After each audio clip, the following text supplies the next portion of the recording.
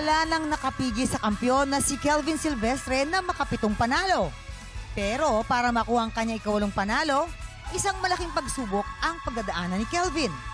Mula sa top 5 kampiyon na sina Baron Angeles, Trish Bonilla, Julius Kawaling, Donna Ricafrente at Kimberly Baluzo.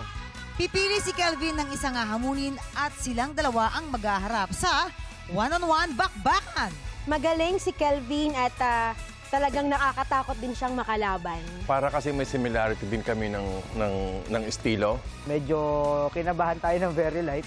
Pero at the same time, alam naman natin na kaya naman natin na tumapat. May matanggal ba or meron namang bagong i-welcome sa grupo? Sabi ko, magandang laban to sa hamon ng kampiyon. Mula sa dalawa, ang inampala ng pipili kung sino ang karapat-dapat makapwesto sa Grand Finals. Magawa kaya ni Kelvin na makaagaw ng pwesto? Sama-sama natin tutukan ang kanyang laban dito sa Hamon ng Kampiyon.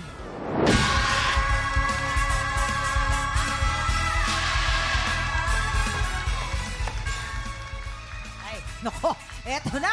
Oras na naman para sa isang matinding bakbakan, sindakan at champion level performances. Makakaagaw kaya ng pwesto sa Grand Finals ang kampiyon ngayon na si Kelvin Silvestre. Mamang, Nako. at sino kaya sa top 5 kampiyon ang hahamunin niya? Tutukan niyan dito sa Hamon ng Kampiyon! Eto na. Eto na ang mapangahas na mga agaw ng pwesto. Ang kampiyon from Bulacan, Kelvin Silvestre.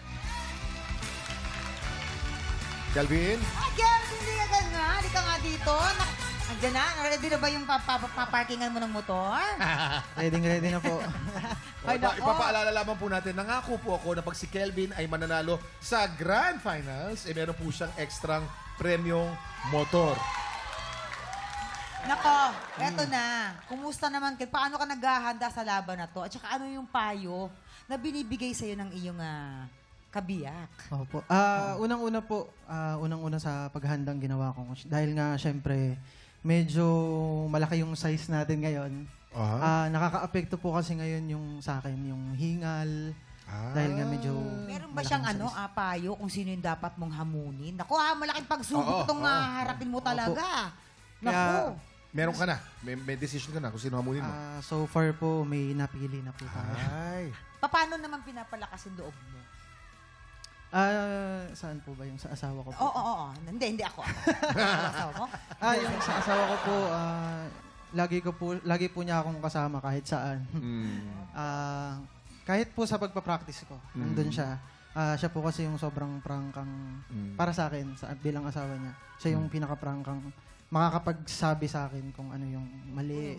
Mali kung ano. Opo, kung ano yung Kumbaga, ma-improve. no sugar coating. Wala po eh. Dapat ganon. Anong sabi niya? Makukuha mo ba ang kampyonato? Anong sabi ng misis mo? Ang sabi po niya sa akin, mag-focus ka sa kanta mo. Ayun.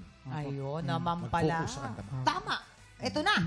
Good luck sa laban, Kelvin, para makapag-desisyon ka kung sino sa top 5 kampiyon ang hahamunin mo. Aba, panoorin mo muna itong maigi ang kanilang performance. Ayan.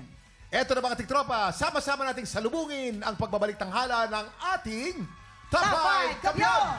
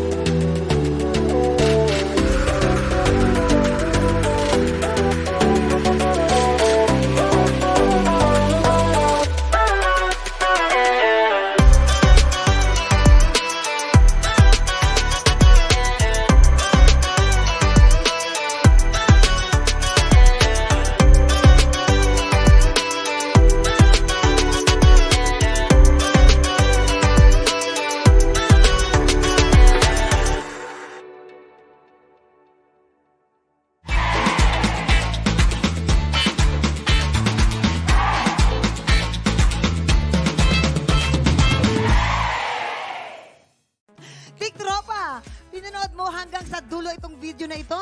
Abay, very good ka!